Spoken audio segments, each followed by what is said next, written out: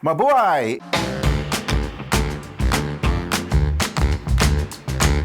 Happy Filipino Heritage Month to all our viewers. You are listening to a very special discussion of the Philippine Heritage Council of Manitoba, or PHCM, about Filipino Heritage Month. And with me today are two very special guests from PHCM, namely the President, Perla Javate, and Kuya Gani Casalla, who is the Vice President for Administration and Programming. And I am your host for this discussion, Kabarangay Chris Ontong. Tita Perla and Kuya Gani, welcome. Thank you, Chris, and happy Philippine Heritage Month as well to you. Chris, thank you so much. It is a privilege to be here. Like I said, it's my first podcast, so I'll probably screw it up along the way. Well, before we start our special discussion, I would like to ask Kuya Gani Casalla to do the honors of reading the land acknowledgement. Kuya Gani? So we would like to acknowledge that we are in the territory of Anishinaabe, Cree, Oji-Cree, Dakota, and Dene peoples, and the birthplace and homeland of the Red River Métis Nation. And I understand that PHCM has been very busy this past week. You just launched Filipino Heritage Month with a flag raising over at the PCCM. Is that correct? Yes, and it was well attended. And Mother Nature kind of teased us to start with a pouring rain at 7, and it dried up by 8. By the time we went for our mini parade, it was just gorgeous. The day was really warm and sunny. I would second the well-attended part of it. It was definitely a success, and kudos to the organizers, kudos to the flag raising committee for the many months of preparation to get us to this point. I remember that fondly because earlier this year, I actually stepped down from the PHCM as VP for Media Engagement. But I am still a member, so I'm glad to join this discussion so that we could talk about a very special topic. But like I said, I remember it fondly because of how colorful it is and how many people you can see there and all the organizations that participate in that mini parade around that small rotunda.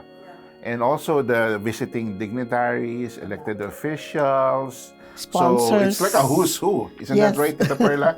Yes, that's really great. This year, we probably had about 30 different organizations that joined us.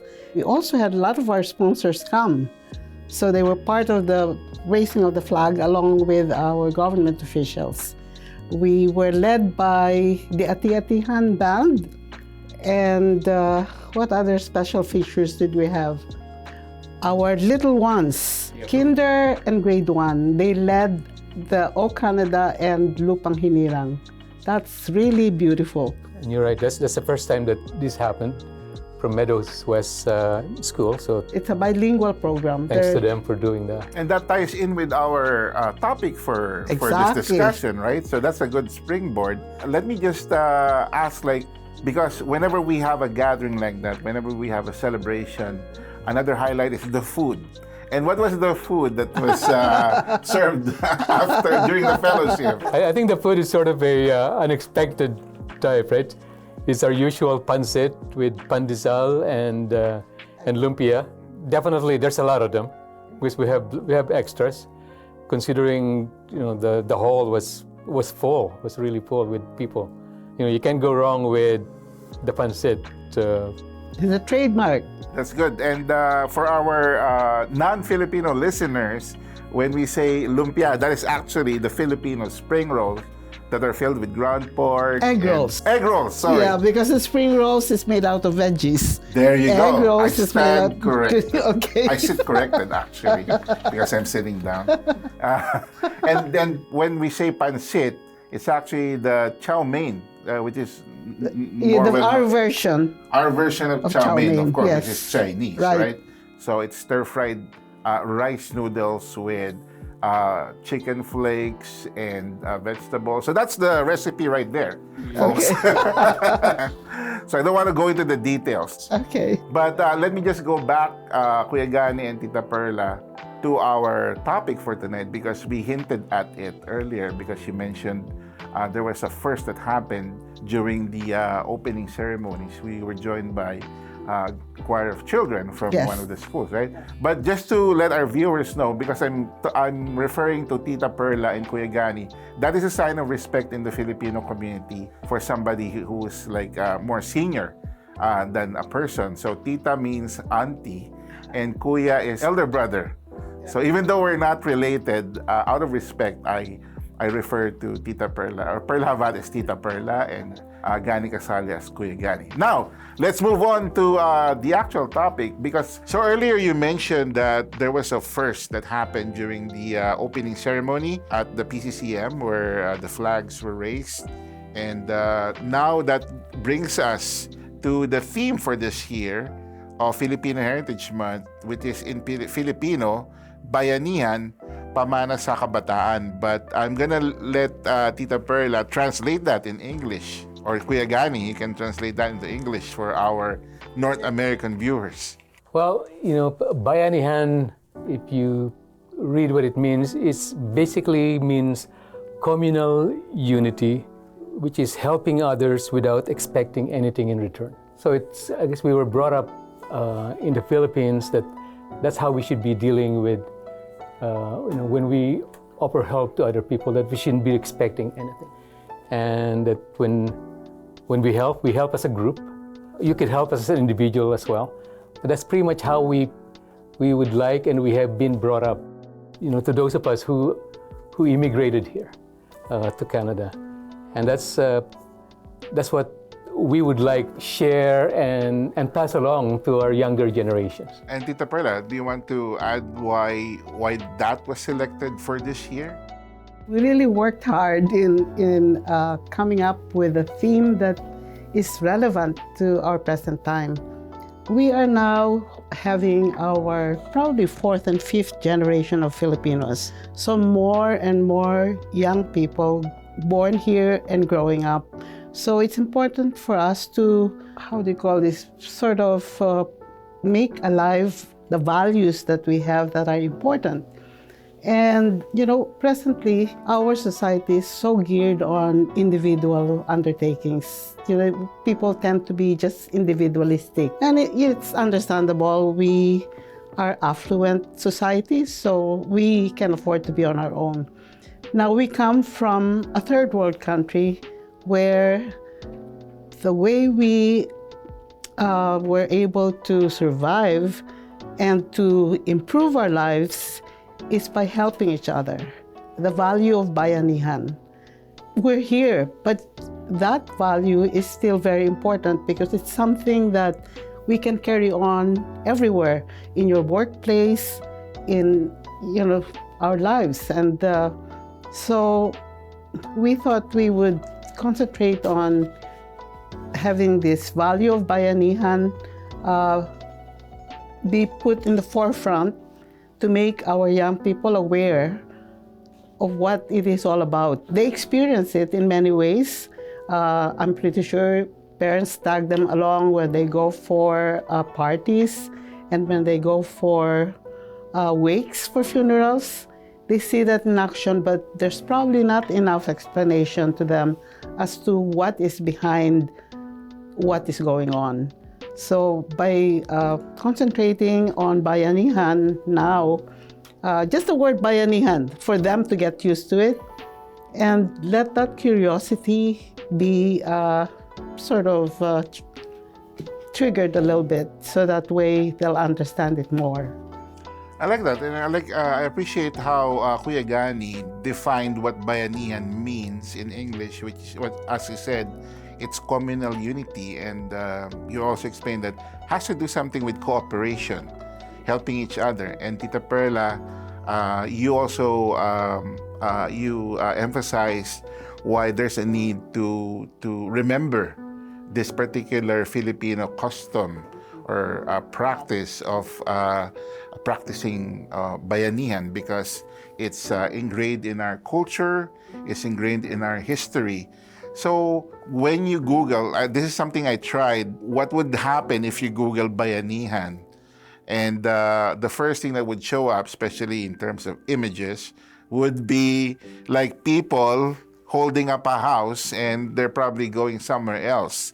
So that's Helping to move the house. That's a stereotypical Yes. image of Bayanihan. So that's in a picture or in a painting. You've probably seen that somewhere. And that represents like a community helping each other out. Right. Because there was no U-Haul back then, so they had to carry it on their shoulders. But houses were light then, because they're the bahay kubo. Which You is can also- carry them, over your shoulder with 10 people. Which was a brilliant design of our ancestors because that makes them very portable. Right. And you can move it from place to place, right? Yes. So I like the way that the design of our houses work with Bayanihan. And of course, we also have to mention that Bayanihan has the word bayan, which is community in the Philippines. But then, Bayanihan also contains the word bayani, which in the Philippines means hero. Heroes, yes. So in a way, when you help each other out and you have the courage to make a commitment, you can argue that that's something heroic, right? Yes, That's, for yeah, sure. that's interesting. Yes. Yeah. And you don't, like we said, Kuya Gani, you don't expect anything in return. That's what heroes do. Yes. You do things for others without expecting anything in return. So that is the essence of heroism. So that's one of the probably centerpiece traditions or customs of our That's true. culture, right? Yes. And I think the one thing that we unconsciously do today is when here in Canada, in Winnipeg, when a friend or a relative has to move to a different house, We still help each other. we don't automatically rent U-Hauls or somebody to move it for us. So that's the modern context, We Kuya Gani, call right? our friends, we call our relatives and say, hey, can you come help me move? For sure they would come and, help you without expecting anything. I think we've all experienced that. I don't know about you, Tita Pearl. Have you experienced yeah, that as when well? I was new, I moved quite a bit, and all I had to do was call my friends, and they put things in their car, and we're able to do that. And with bigger furniture, of course, you end up renting U-Haul now. But basically, even if you rent something, you still depend on your friends to help you out. But doesn't that fill your heart with joy? Like you're in a faraway land, so far from your family. Because in the Philippines, you can always rely on family. You have probably a burly cousins who can carry your sofa or your cathode ray tube TVs, those heavy ones. But now that you're here in Canada, there's no assurance that you have family nearby. But you do have friends from work, friends in the neighborhood, and you can depend on them. Is that the case with you, Kuya Gani? That is definitely the case. Right? And with you as well, Tita Perla? Just recently, before COVID, I moved. And I had newcomer friends that came and helped me. And I'm telling you, I rented a U-Haul just to do the big things. But I had a lot of little things. And it took us probably 5 times going back and forth. And they were there to help you out until everything was pretty much in place. And it makes you feel really good, that you are not alone when you undertake something big like that. And that shows you the heroism because, like you said, that was during COVID times. Yes. And people were very afraid to just come out, right? Go out and mingle. They went out in droves and they helped you Helped out. and they were not relatives of yours. No, not at all. Yeah, they were just newcomers. So that is the essence of our Bayanihan. It lives up to today, right? So we were able to bring it over from the Philippines over to Canada, and we help each other out because we're all part of that community. But I also see that in other cultures as well, if I'm not mistaken. But that is something that we're proud of, having it in our specific culture. Yeah, Tita Come Perla. to think of it, Chris, we're known for our work ethic. And if you really think about it, it stems from the Bayanihan spirit because it's cooperation, it's collaboration and all that. And then wanting you want what's best for whatever thing you're doing. So you're working in a place with that in mind.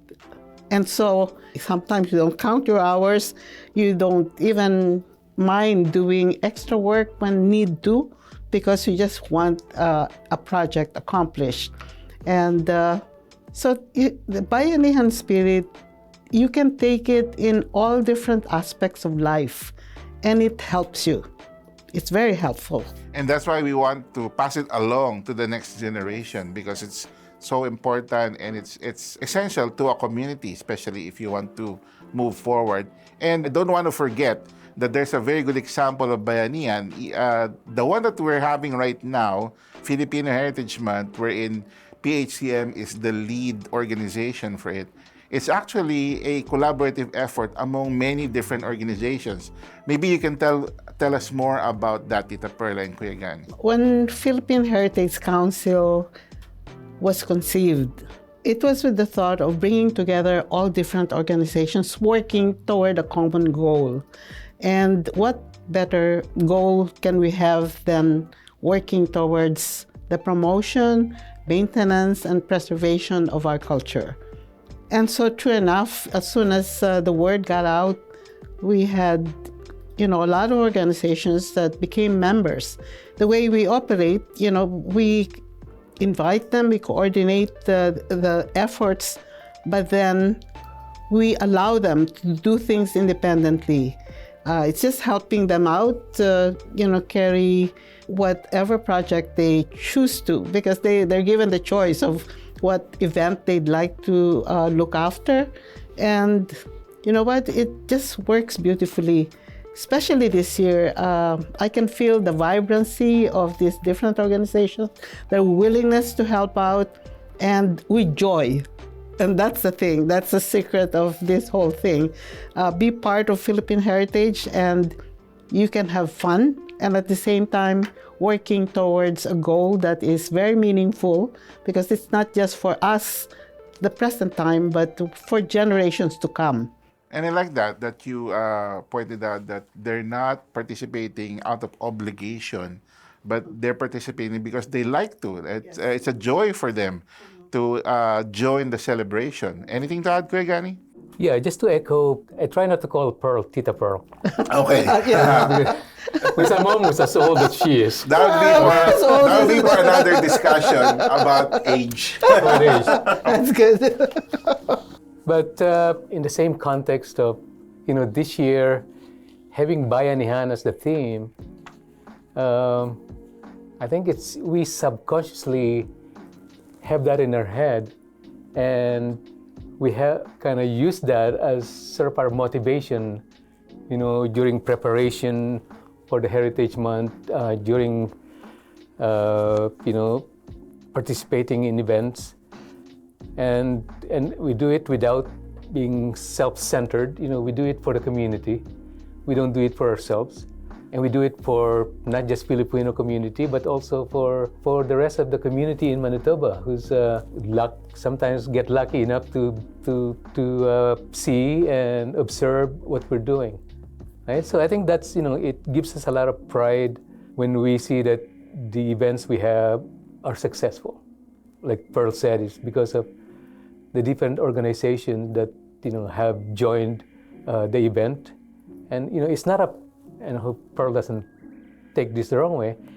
It's not about PHCM, right? It's about the Philippine community. So PHCM is only a part of it that helps organize and put these things together, and all the work is done by all the other organizations. So all the hard work is done by them. That's good. I mean, all the other participating organizations, I'm sure, would be glad to hear what you just said, Kuya Gani, because yes, as you mentioned, not all of the activities for this month are led by PHCM. All of them are led by different organizations. That's actually. Right. We're just coordinating. We're not taking ownership for those events. It's our event. And that's one thing that we always point out. We're not, how do you call this?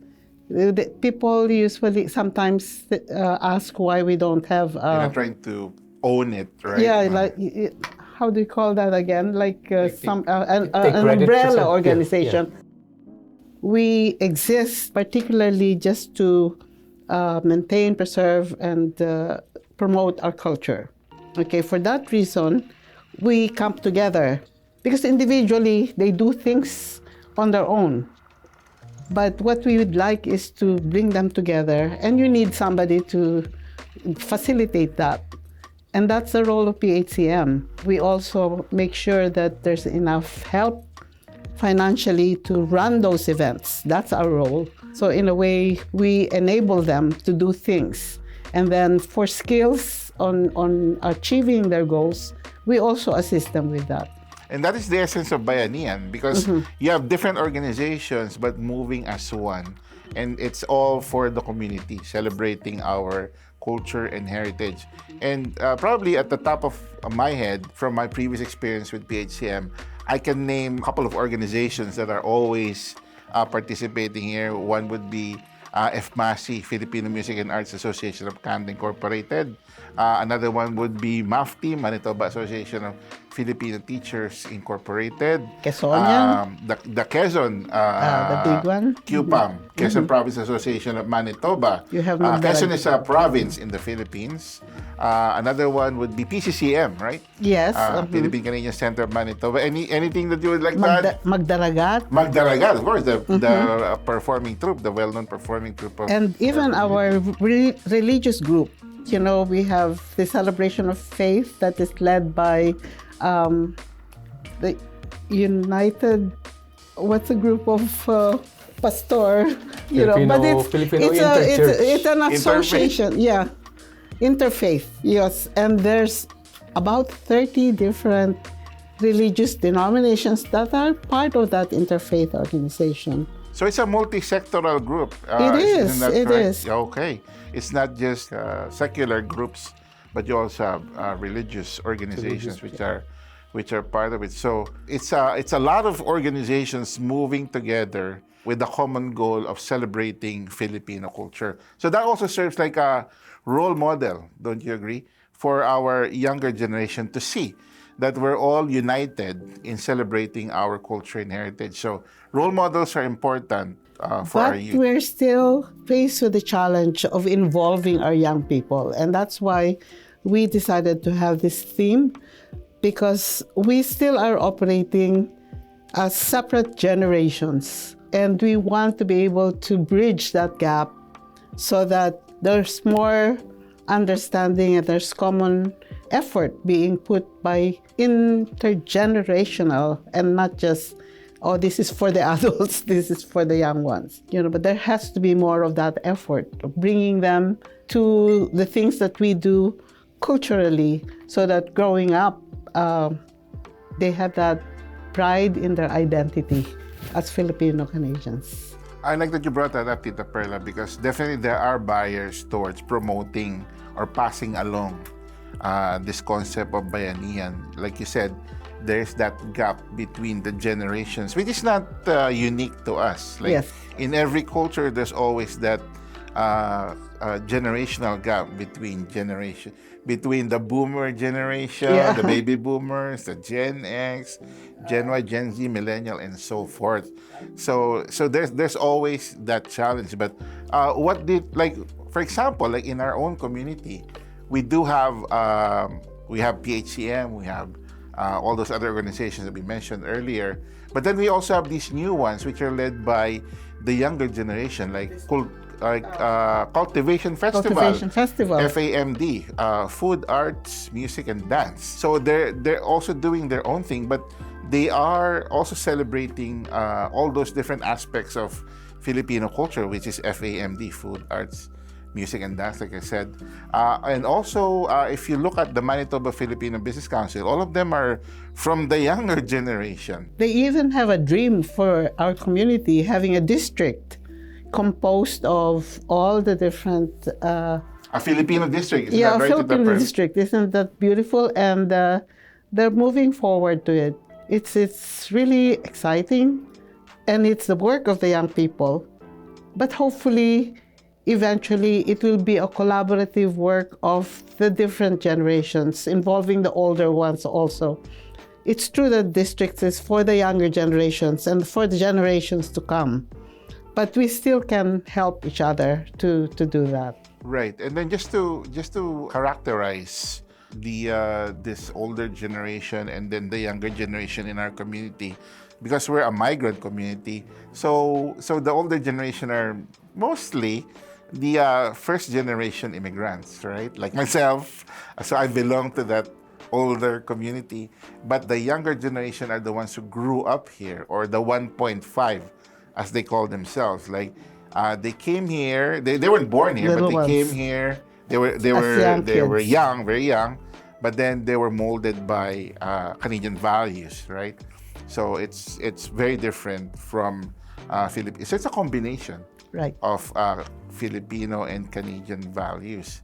But even though there is that intergenerational gap, which happens in every culture, I'm glad that you mentioned it, Pearl, that we still support them, and we're working towards collaborating with all those other new organizations in the future. Correct. And I, for one, still want to be able to bridge that gap by having to sit young generation and the older generation talk about common issues. Hopefully, there's more understanding there, because there's still gaps there. Growing up as Filipino Canadian and the older generation, bringing more of the Filipino values and ways of doing things. It's amazing that growing up, guided by their parents, still they manage to come up with different cultures.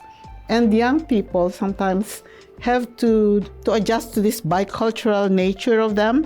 They act a certain way with the older generation, and when they're out in Canadian society, they behave differently. As young as a little kid, right away, as soon as they start school, when they're at home, they're helpless. Everything is done by their parents. But when they're in school, they're forced to do things on their own, like putting their own coats, kindergarten, putting their own coats and their own boots. But when they're at home, the lolo and lola will be helping them put their coats on and all that. So that difference in the way they behave in the two cultures is something that can be clarified to them. And even parents being encouraged their children to eat Philippine food, for instance, by explaining what it is all about, because it's not, I don't like this, I only like this. There has to be a merging of the two cultures somehow, and it takes some effort to really do that, so that they grow up appreciating the culture. A lot of our young people who are allowed to grow up just the way it is, okay, you adjust to the cultural things, but you're at home, you're Filipino. When they grow up, these children will be wondering how to get back to their culture. How do they regain? Rediscover. Yeah, they rediscover their identity. Yeah. I have something to add to that, Perla, but thank you for sharing that insight. Let me move on to Kuya Gani, who I think has something to add to the discussion. Kuya Gani, go ahead. Yeah, so I guess our discussion is around positive role models in the company, in the community. So it is here in Canada, it is not as straightforward, to become that role model. For us who came here as adults, we grew up in the environment where, Bayanihan is sort of the way of life. Especially for us who really were not quite well off when we were back home. Most of us were poor. I was a son of a farmer, who grew up in the farm. So you see some of the hardships that maybe some people, did not see. Before you proceed, Kuya Gani, this is news to me, because I never knew that you grew up in a farm. I thought you were well off. Hey, we had water buffaloes. That, oh, really? Oh, wow. Yeah. Yeah. So, growing up like that, the Bayanihan, helping others and you being helped, sort of, again, is the way of life, right? What is your province in the Philippines, Kuya Gani? I was from Cavite. Oh, okay. That's where Philippine independence was declared, correct? In Kawit, Cavite. There you go. He just punched the air, folks, in case you're not So I seeing guess it. going back to sort of being a role model, we had our parents as a role model, we have the environment as a role model. So it was a natural for us to have grown up, in that type of environment. And now we're in Canada and our children grew up here or were born here. So the environment is not there. That's where the importance. So there's a disconnect. Is that what you're saying? That's where the disconnect is, but also that's where the opportunity of the home to where that role model needs to start. The parents and how you bring your kids up, right? So it starts from home, but also it starts at school. It's, children grow up, hopefully parents show them the way, the school, hopefully the school show them the way. And, we can't really help, but, kids are independent here. So we really can't hold them back, right? So we just need to let them go up, and hopefully they'll learn as much as possible from us, parents, and that they learn the values from schools. And I think some of the programs we have at schools, these days, the Filipino bilingual program, the program with rondalia, they learn how to play rondalia, which I must say I learned when I was back home when I was little, so I can play it a little bit. These kind of programs help become as role models. It's not because we're better than them, it's just we grew up differently from how they are growing up here. And the only thing we can do is try and give them as much of our experience and pass it on to them. And I think that Filipino experience is something that people might be able to get a glimpse of from the new musical that's coming up, Tita Perla. Do you want to mention that? It's exciting for the community to have a group come up with their own production. They call themselves Mabuhay. It's actually a musical where we feature the best of our talents here in Winnipeg. And it's going to be shown at Rainbow Stage, our very first, very own production with the concept started off by a Filipino. Even the songs that are sung there, everything it's all Filipino, and they're all our younger generation. It is a big source of pride for our community to have that. It's 6 years in where they worked on it, with the Rainbow Stage in the making, and now they're ready to show it. And you know what? At our Philippine Independence Ball, you'll have a glimpse of that because they will be our special guests. Wow, maybe we should also mention or plug the Philippine Independence Ball. I'll leave that to kay Gani. Kay Gani, where are we having our Philippine Independence Ball? Well, so our Philippine Independence Ball is being held on June 22nd at Victoria Inn again. This is our second year at that. Which is a very nice venue. It's a very, very nice for a venue. special So occasion like that. we've been lucky that we have it for this past two years, and this year will be. Last year was amazing, and I hear the host was very good. the host definitely the male host, the male host and the female host were excellent. This year is going to be better yet. Because there's going to be a new host. Because it's somebody else. A new and Somebody else. improved host. Yeah. Looking forward to it, and hopefully, I think right now we're almost at 500 in terms of ticket sales. Are there still tickets left, maybe, for those who are interested? There's definitely some tickets left. It's a big hall that we rented this year, and to those who are still, on the fence per se, attending, yeah. please come get your tickets. And then they can go to the PHCM website or PHCM's Facebook group for the details of how to purchase those tickets. There you go. Don't miss it. It's the celebration of the 126th independence of the Philippines. And also, we're celebrating the 75th anniversary of the bilateral relation between Canada and the Philippines. Wow, so it's doubly special this year. Doubly special, and we have special guests to represent the two countries. Is that going to be a surprise, Tita Perla, or Yes. can we reveal that on this episode? Or Let it be a surprise. it's going to be a surprise. So be there or be square. Okay. No, we have a lot of special surprises for this year, and we're really happy with it. And one of those surprises will be a dance number from me. Oh, that's just a joke.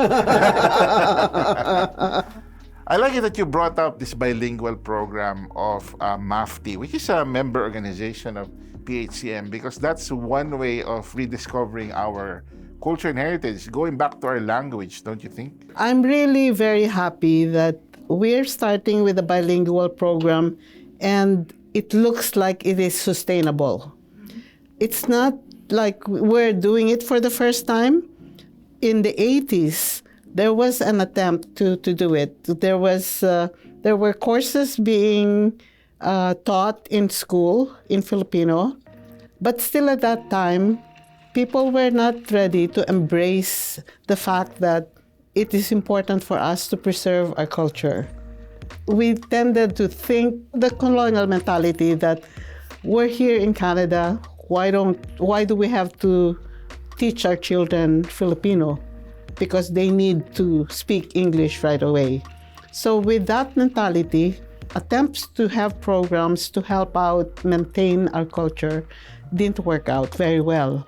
So now, 60 years after, because we're 60 years now in Canada, it's good that with this start, having a small group of children doing the bilingual program, hopefully it will spread that importance of having their children be aware and appreciate the culture that their parents have, because that's who they are.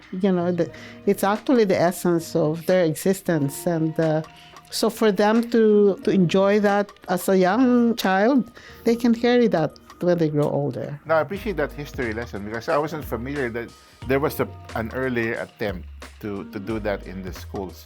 But I'm also glad that MAFTI is finding success Now, yes. and good response with that particular program.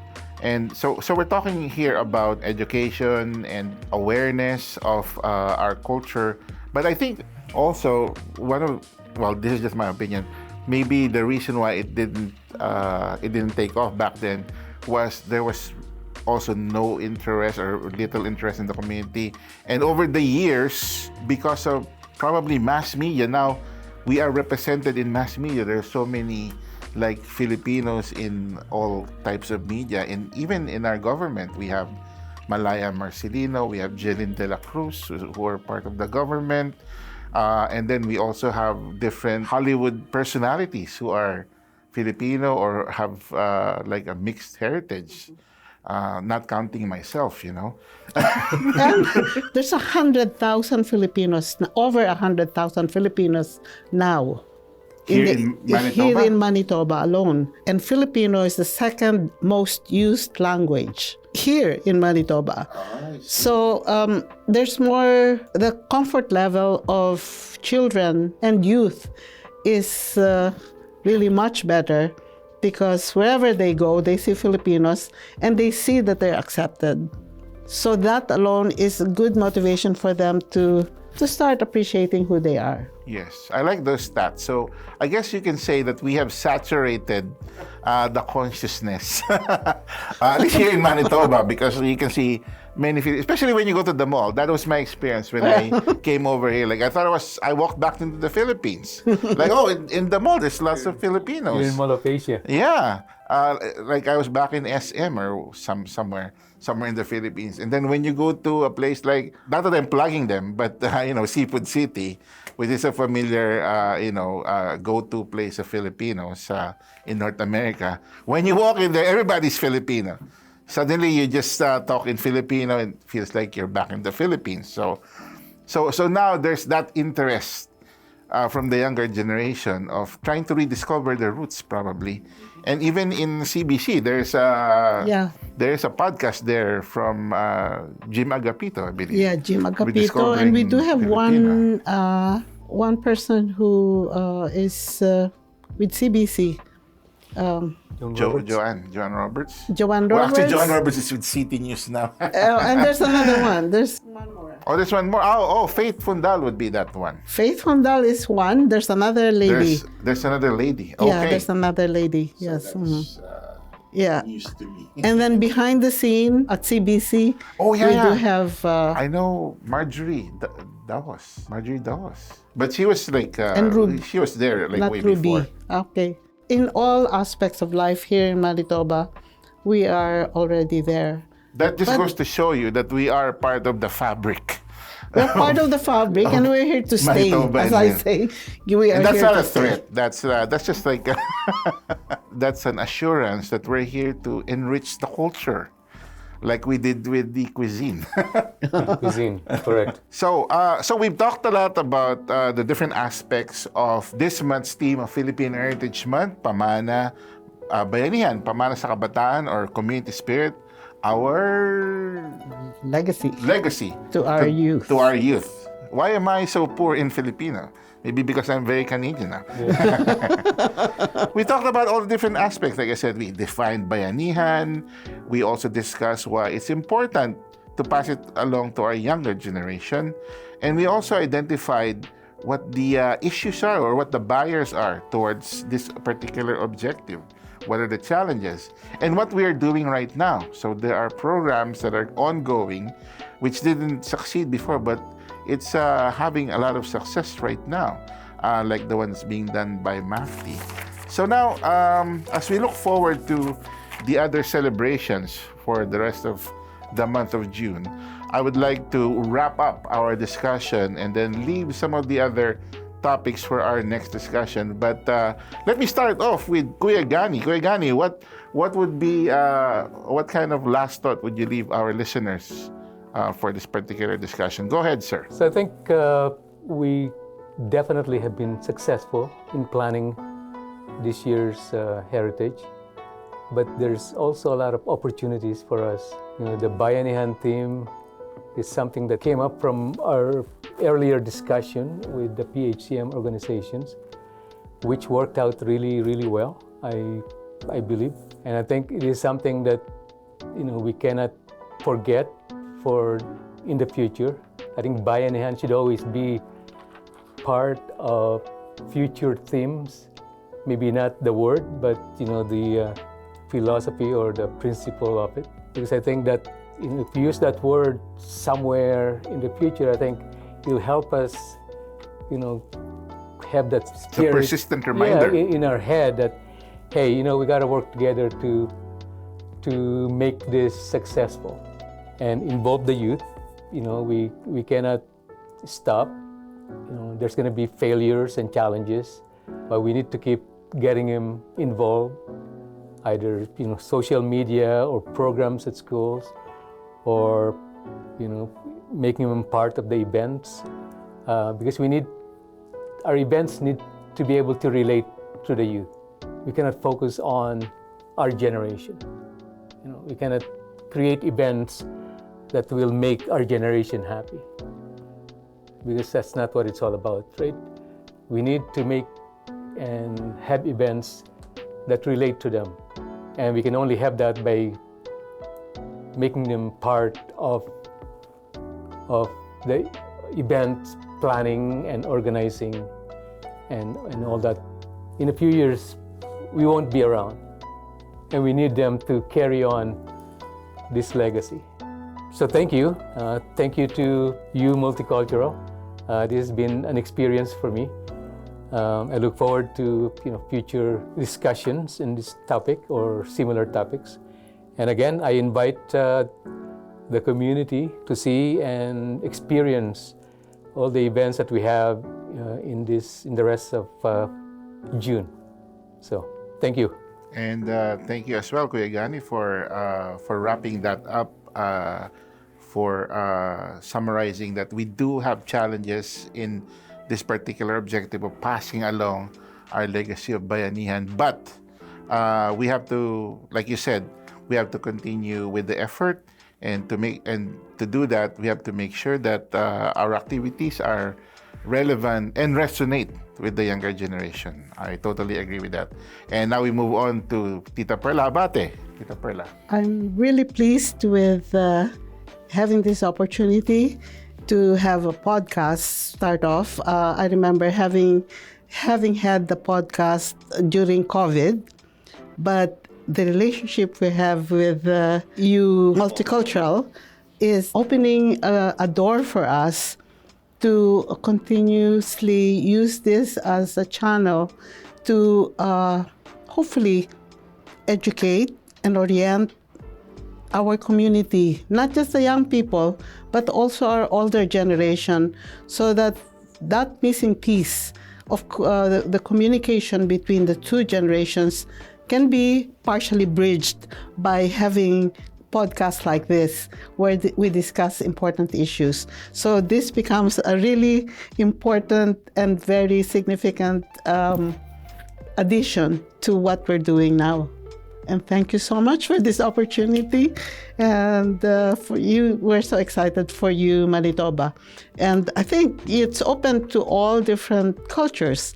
And for you to open it to our Philippine community, thank you so much. And thank you, Chris, for this. Oh yes, thank you, Chris. The person behind the scenes is always the most important one. Yeah. And I really appreciate your words there, and I have to not to second but to third the sentiment about appreciating you Multicultural for providing this platform for PHCM to share our celebration of Filipino heritage this month, especially with our theme, which is very important, which is communal unity. Our legacy to the youth, our Bayanihan, pamana sa ating kabataan. And just to let our non-Filipino friends know, PHCM exists not just to keep the Filipino community in a bubble, but to reach out to other communities.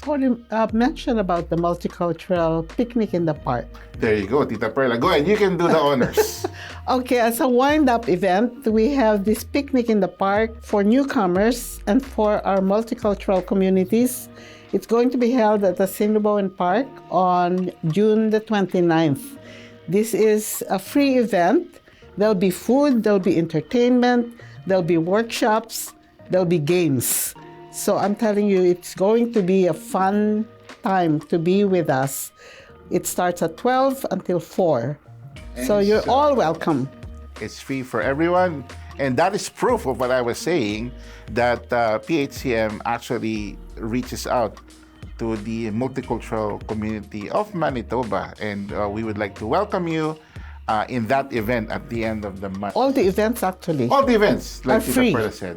Yeah, but that particular one is multicultural in nature. So everyone is welcome to join the festivities. And like I said, I'm very thankful for this opportunity to have this discussion on the U Multicultural platform.